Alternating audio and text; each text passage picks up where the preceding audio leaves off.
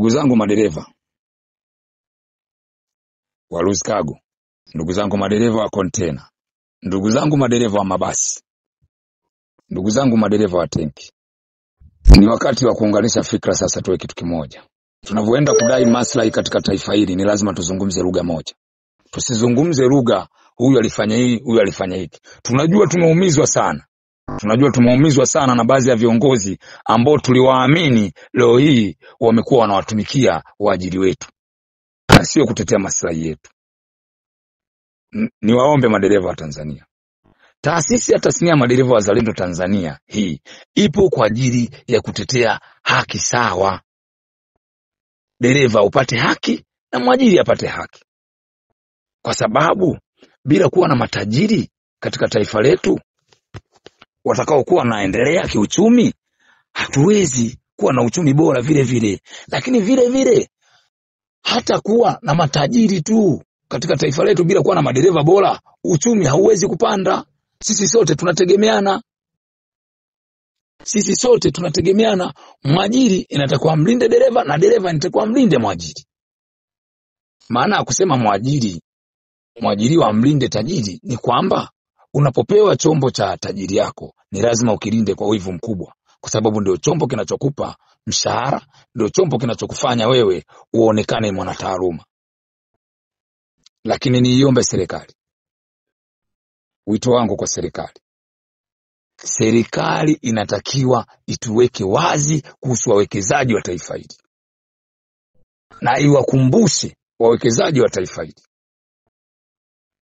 wasivunje sheria, kwa sababu kuna vitu vinavyofanyika kwenye upakiaji wa salfa ambao mimi naamini kama ile ni sumu, kwenye upakiaji wa mafuta ambao nimezungumza juzi tarehe 4. Tunaiomba serikali iwakumbushe wawekezaji wajibu wao, na sisi tutawakumbusha madereva wa Tanzania wajibu wao, kwa sababu sisi waajiri na waajiriwa katika taifa letu la Tanzania, baba yetu ni mmoja, ni serikali. Hatuna baba mwingine wa kututetea, hatuna baba mwingine wa kutuweka sawa tofauti na serikali. Tunaiomba serikali ikatekeleze haya. Tunaendelea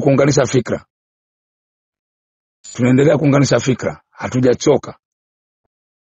Madereva tutaungana, tutakuwa kitu kimoja na tutakuwa na nguvu moja. Tunaiomba serikali iwaambie waajiri katika taifa hili la Tanzania watekeleze majukumu yao yale mliokubaliana na serikali. Sasa hivi kuna sheria nyingi sana zinazuka kwenye hizi sekta binafsi. Kila mtu anajiamlia tu cha kufanya, jambo ambalo linaweza likaleta hatari katika tasnia ya madereva katika nchi yetu. Niombe serikali iwakumbushe waajiri kuwalipa madereva wa Tanzania stahiki zao, kuwapa mikataba madereva iliyo bora katika taifa lao, kuwapa bima za afya katika taifa lao.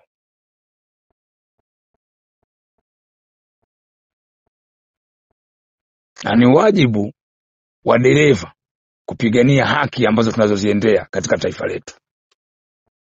Haki zote tunazozizungumza, hatuwezi kupata haki bila kuungana kuwa kitu kimoja. Hatuwezi kuwa na kauli mbili tukapata haki. Ni lazima tuungane tukawa na kauli moja.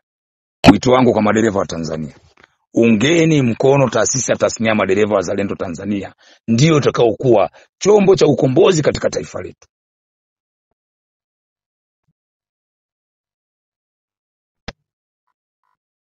Namalizia kwa kusema, naikumbusha serikali, imeitaja mara nyingi serikali. Serikali ndio baba yetu wote.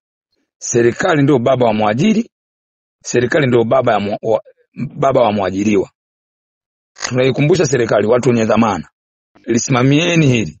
Wakumbusheni wawekezaji wa taifa letu waache kutupuza madereva wa Tanzania. Siku tutakapoamua, siku tutakapochoka, tutakuwa tuna ushahidi kwamba tulishalalamika, tulishawaambia, lakini hamkuchukua action yoyote. Niiombe serikali, tuiteni tukae na waajiri kwa kukubaliana malipo ambayo tunatakiwa tulipwe, ambayo yataendana na mfumo wa maisha ya sasa.